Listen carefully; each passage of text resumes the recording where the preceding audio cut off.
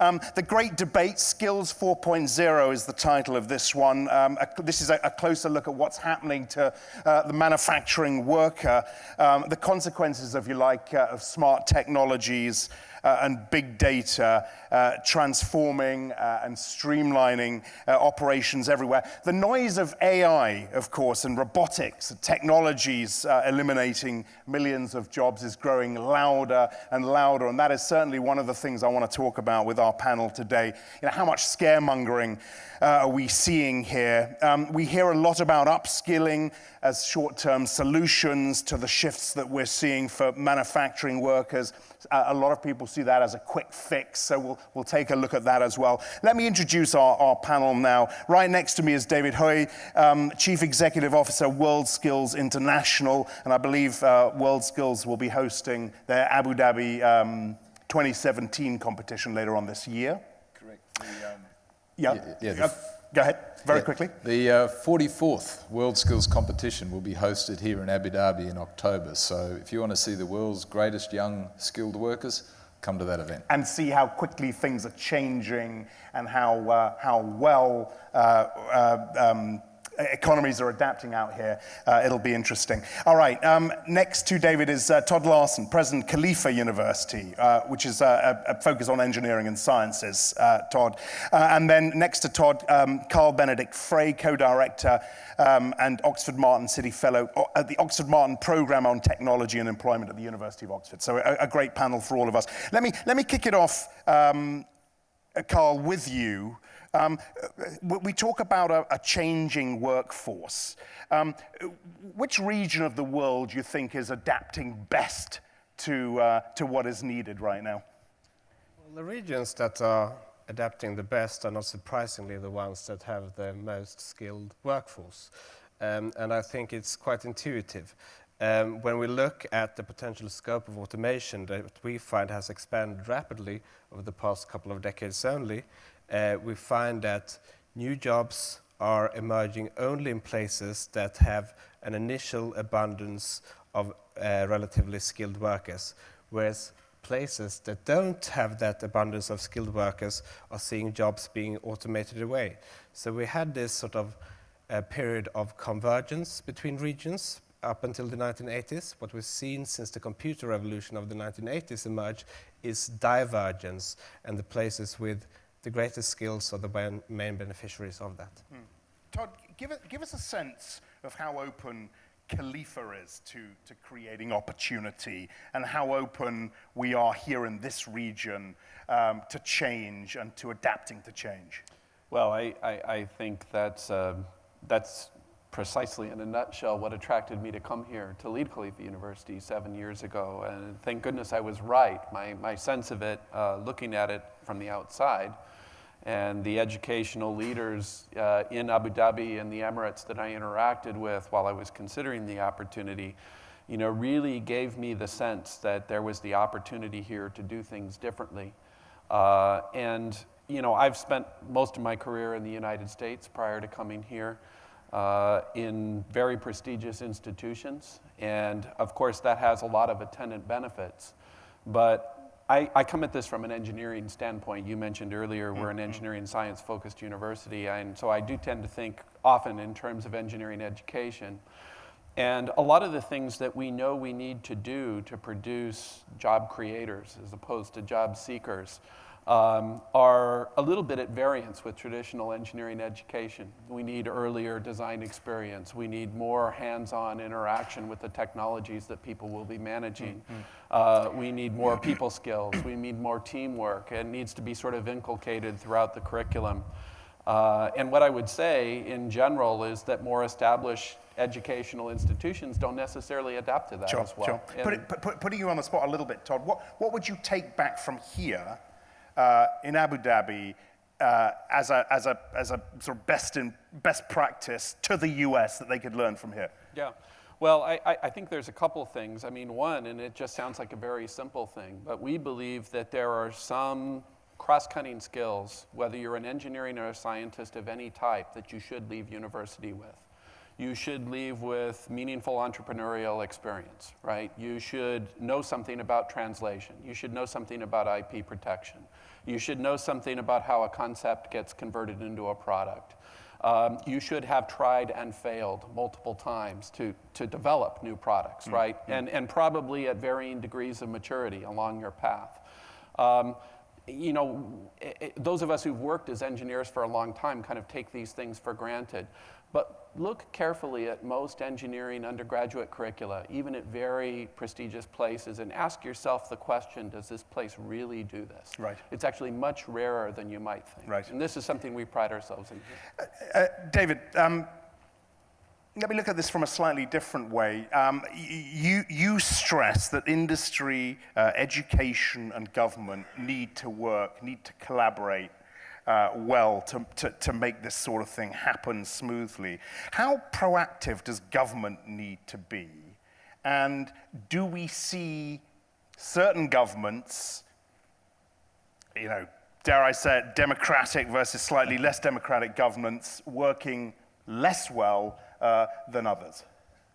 Yeah, I think as WorldSkills International has 76 countries as members, so we have the privilege to see this in all 76 countries, the top 40, etc. So, as I was sharing before, is that the countries that seem to have the most responsive relationship between the demand of industry and the supply of education is where government, education, and industry work together, and politics get pushed to the side. And the leading question there was around a phrase I've sometimes said, where democracy has its challenges, because I've seen in some of the countries around the world, and one at the moment is Russia. They joined WorldSkills in 2010. They have a economic goal that by 2030, their economy will be 40% outside oil and gas. They used WorldSkills to benchmark their vocational education training performance and immediately implemented changes across the country. And that has happened at a rate that I have not seen in other countries because it's just basically been pushed through without discussion. And the government's role is to enable industry. And so I think that relationship is where education provides the demand of industry and government is the enabler. Where's that working relationship best, would you say, right now? And how is it here in this region? Okay. I see, you know, like if you look at the WorldSkills benchmarks we provide, which countries are the best performers in terms of their education systems. Korea and Switzerland tend to be leading over the last 10 years. We see countries like China and Russia very quickly advancing through. And in this region here, they recognize, obviously, it's no secret, you know, the world beyond oil. And this country's ability to adapt to new technologies and new industries, disruptive technologies work in their favor. But it's the combination between the engineering and the workforce, the economists, etc. So in this region, I think provided they stay true to their goals and they attract young people to understand the opportunity that's ahead of them, they will do very well out of it. Todd, what sort of industries in the post-oil economy are the ones that we should be looking at, are the ones that people in this room should be most excited to get involved in? Well, I think just even picking up a little bit of the latter part of the last discussion, I mean, obviously aerospace materials, composites, lighter materials is going to be huge. And it's an opportunity, I think, for a region like this that has made a strong commitment already to automated processes needed to produce those, inspection technologies to monitor aircraft performance, maintenance. This is a huge opportunity, and I think, you know, just to pick one, this is one I've seen in the UAE that is really taking off. And how can education make the private sector more attractive? Well, what role does it? I mean, I imagine it has a huge role to play. Yeah, I mean, our strategy to this typically is to sort of triangulate. You know, we have we're a research-focused university in our case. So our biggest success in sort of working with stakeholders, and I'm thinking Mubadala Aerospace in one case, semiconductor industry in the other, is to sort of provide a platform where people from industry, folks from the university setting, researchers, students, and contractors and folks from the outside can interact over technical problems of interest. And it's been a real, we're 10 years old. You know, we've needed this sort of impetus to get the research enterprise off the ground in our place and to actually make sure as well that it maintained relevance. And so this sort of model of designing our research centers around these sort of triangulated relationships between government, the university, and industry has really been a key part of our strategy. Okay. Look, I'm going to come back to the sorts of skills, and I want to talk a little bit more about education. But Carl, let's get the AI scaremongering piece out of the way. I know you're writing a book at the moment on the Industrial Revolution and I guess comparisons.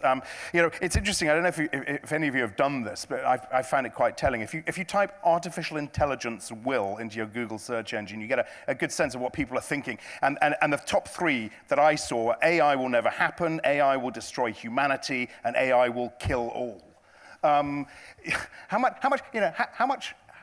We talk about it in Davos, every year. How much scaremongering is there, when book titles like "Humans Need Not Apply" scream off the shelves of bookstores? What do you think? What's your take?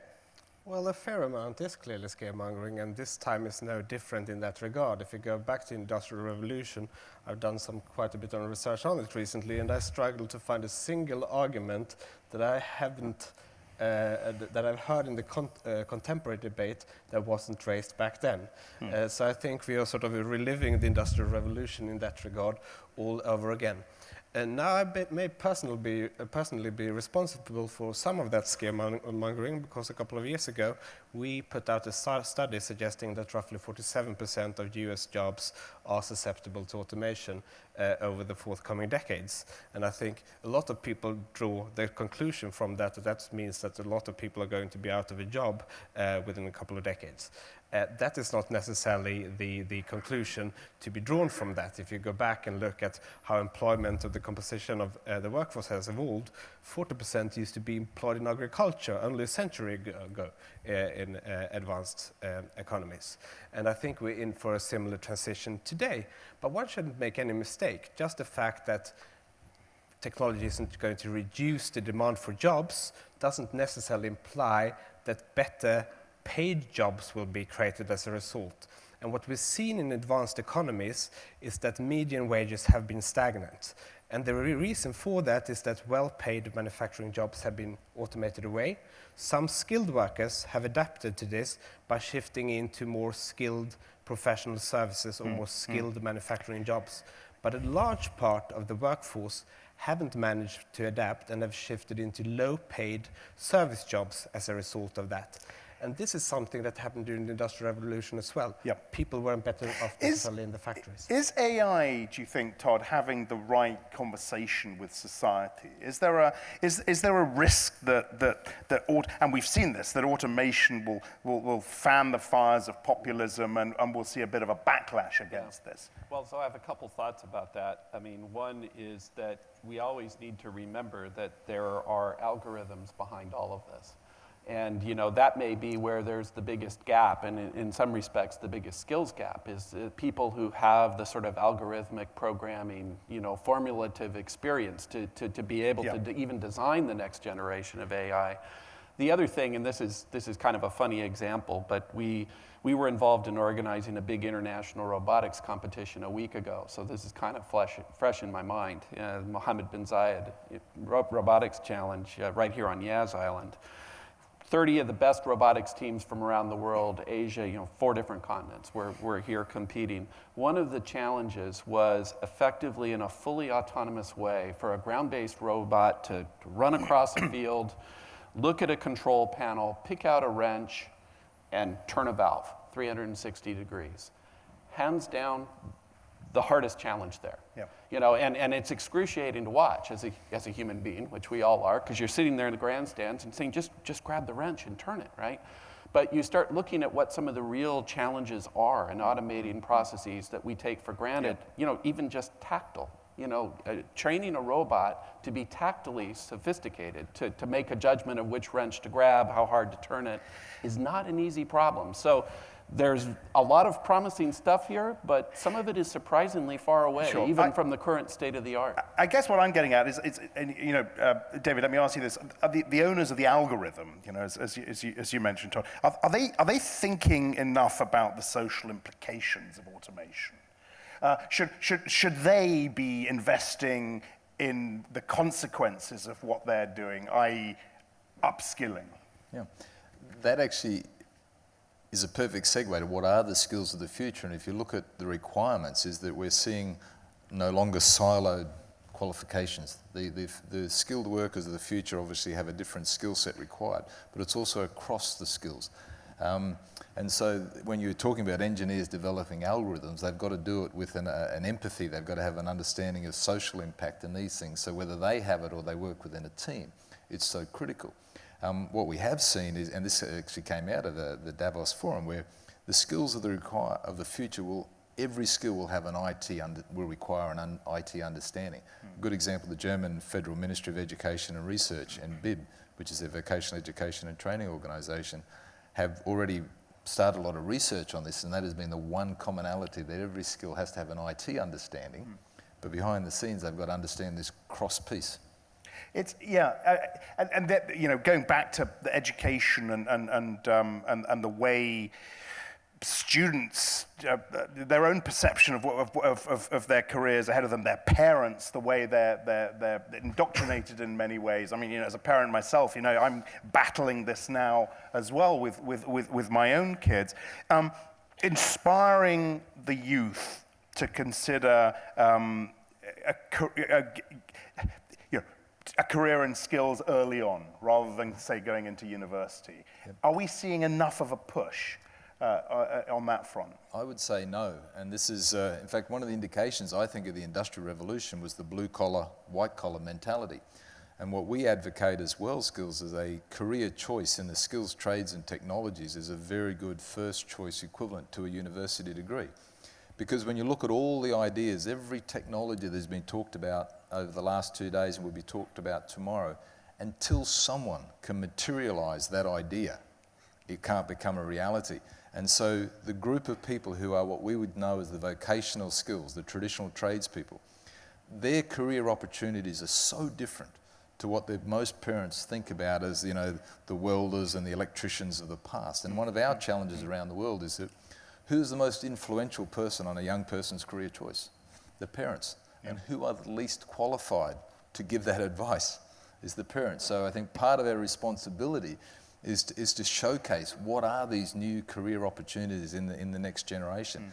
And WorldSkills Abu Dhabi 2017, certainly for this region, we will have tens of thousands of young people coming through and having their minds opened up to what are the true career options of the future. But one of the things you're battling there is you're changing centuries-old perceptions and culture. I mean, that doesn't happen in a day. How do you do that? Give us an example, some anecdotal evidence of how this is achieved. Fantastic. If we look at a skills competition, so what they will host here in this region, we'll run skills competition. We'll have 1,200 competitors from over 60 different countries and 50 different skill categories. That's how we benchmark WorldSkills system, vocational education and training systems around the world.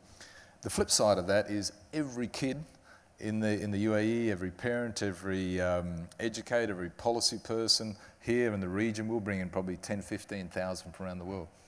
And what we have found is that by people having their perception changed, it'll increase enrolments in VET, which will then create economic output. And the simple example I was sharing with you is Finland hosted this in 2005, and I'll use that, it's 10 years old, but it's the same size country.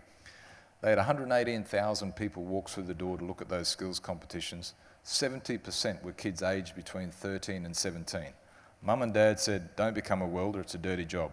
They come to the skills competition and their minds are opened up to the careers and industries of the future. Okay. Massive increase. Obvious question. Can you see that happening here? Yes. Yeah? Can you see that happening here, Todd? Yeah, I can. If I could. Yeah, please. When we talk about jobs in the construction industry, welding. Well, and in addition, I'd like to make David's observation, which I think is right. My experience working with young people and trying to inspire them to pursue careers, the folks who have the most credibility with them typically are young people who are just a few years older, who are actually exemplifying the sort of behavior that they might aspire to. And so we see this in university. And I suspect that this is one of the reasons that things like WorldSkills can be so successful in this way, because it's an age group that'll be participating in this, that if you come in, from a STEM perspective and you're brought in with your class or whatever, you see this going on, it's going to have credibility for you, because this is somebody that you can see yourself being in a few years' time. As a European, half Swedish, half German, you live in the UK. What do you make of that challenge of changing perceptions? And I want to come on after this to entrepreneurial culture in general, and how entrenched that is and needs to be in certain societies. But what's your overall thought? Well, I give you the perspective of a university lecturer, because I think that the university also still has an important role to play. And I think the reason is this. There are technology-specific skills, there are occupational-specific skills, there are industry-specific skills, and there are generic skills. And the generic type of analytical skills that you teach at the university are vastly important, simply because the pace of change today is so rapid that some technological skills, or some occupational skills even, are going to be redundant in a few years' time. And you need the sort of ground, analytical capabilities that you get at university in order to be able to adapt to those changes that are happening, and to acquire new type of skills in the first place. And at Oxford University, we have more applicants than we ever had. And I think a reason for that is the tutorial system, where we work in smaller groups with students, teach them interactively, apply sort of knowledge to real-world problems that we write essays on and discuss and debate.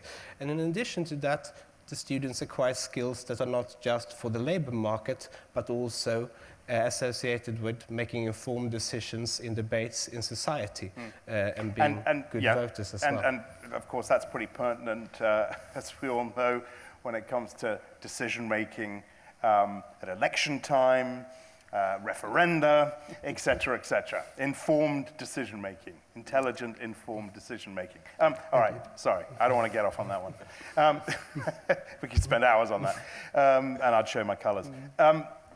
On entrepreneurial culture, it's really important. I did a session yesterday on Europe, and we talked a lot about the culture here as opposed to the culture in the US and the innovation gap. How big is that gap, would you say, Todd? Yeah, I think it is pretty significant, and it's probably our biggest challenge. I would say everywhere I've ever worked, this is the biggest challenge of going to university for the first time. Any university that's really doing its job values open-endedness inherently, right? And it's sort of a way of learning, a way of thinking that many students, many educational systems don't prepare people as well to do. So it's a little bit of a mind blower, I guess, for anybody who shows up at university. And so I think for us here, this is probably our biggest challenge. This is why we think the early exposure to design concepts is important. This is why we think it's important that those design challenges that students are given early on are actually industrially relevant. They're not hypothetical. They're related to a real problem that somebody wants the answer to. There's more than one way to do it. There's a significant possibility of failure, and that the way in which you handle things like evaluation and advancement of students isn't predicated solely on whether their design succeeds or fails, because they need to know that that's part of the process as well. Yeah. So we think that is a very important tool to bring students into this sort of new mindset that they need to succeed in university. And David, how pushing that entrepreneurial mindset, how important, and I imagine what you're going to say, is it in the whole WorldSkills process and what you're involved in? Yeah, I think somehow it's turning an art into, when people teach entrepreneurship, they're trying to turn an art into a science, and that doesn't where it exists. Somehow you've got to create an environment, an incubator where people can make mistakes, they can get dirt under their fingernails and try and explore things. And I think you learn more from reading biographies of people who have done it rather than being taught it. And I think that the entrepreneurship, especially in the future, is going to be built around people who make mistakes and finally get it right. But that does require an understanding of the technologies and skills behind it. And I think this is where you're going through from universities or skills and trades, is to understanding technologies and then this cross piece. And how do you then discover something in this world but apply it over here. Yep. And the companies who can do that will win. Yeah. All right. Look, I'm wary of the time. We've got 5 minutes left on the clock before we let you go for lunch. You've been very patient with us. I appreciate it. So let me just, from each of you, get a final comment. In response, I guess, to this quite open question, where do you think we'll be 3 to 5 years from now? Or is that looking too far out? Go ahead. No, I think technology is evolving very fast, but I think the implementation of technology is not evolving as fast as some people think. And I think the lesson from history is that technological revolutions most often amount to economic evolutions. And you can see it during the Industrial Revolution, where we have a spike in patenting in the 70s, 60s, but it took nearly 100 years for the economic effects of that to be fully seen. And I think that gives you scope to actually plan ahead and see sort of what do we think are going to be the jobs that will still exist in the future. And I think we have some idea of what technology has the potential to do to jobs in terms of the jobs that are likely to disappear. And my advice would be to study carefully the occupational changes we're seeing in the labor market currently and try to plan ahead for the future by upskilling the workforce in such a way that they have the skills that are required for the jobs that will still be there 20 years from now. And I think that's the type of cycle one should look at. Okay, Todd? Yeah, I would pick up the latter part of that comment. I mean, keeping in mind our mission, mostly bachelor's, master's, PhD education, in a small country and a fairly elite student body. So we really aspire to train future leaders. But, there is no substitute for getting dirt under your fingernails, as was said earlier. I mean, I think this is part and parcel of what it means to be an engineer. But I think where this is all going, I think it's going to be much more interconnected. I think the need for people to be adaptable is going to do nothing but increase. I think it's very difficult for us to predict, even in the UAE, which is relatively small and many of its sectors are quite well defined, as we've seen in the last couple of days. Still, if you're a young person entering university today, I think the world you need to be prepared for even 5 years from now is going to have opportunities you can't even imagine today. Right. So we need to train people who can cross fields easily. We need to train people who aren't afraid to get their hands dirty and to understand the technologies that they will ultimately manage and shape. And I think that we need people who can, while they're still in a safe environment, learn what they need to know along the way. Because that's really the way you build a career these days. It's not a collection of facts. Right. It's much more, if you like, a toolbox of learning habits, design habits, teamwork habits, with a very strong technical basis that enables one to be able to adapt. And I think it's becoming more and more critical. I think it always was, but I think the pace of change and evolution really necessitates that. Thank you. David, go ahead. I spoke to a group of university students yesterday and I said, you don't know what you don't know. Because they're going into a future generation here where a lot of the stuff that they'll be working with hasn't been invented yet. 3M, who is one of our global partners, says a high percentage of its product sales come from products that didn't exist 5 years ago. So the companies can produce the products. We see that from the displays outside here. The individuals, the communities, the companies, and the countries who will make best advantage of those who can adapt between the skills that industry need and the lag behind education and those companies providing them to those people. So we will live in that world, it's inevitable, but the winners will be those who can adapt and apply at those levels of individual, community, country, and company. All right. Gentlemen, thank you very much indeed for your thoughts. Carl Frey, Todd Laursen, David Hoey.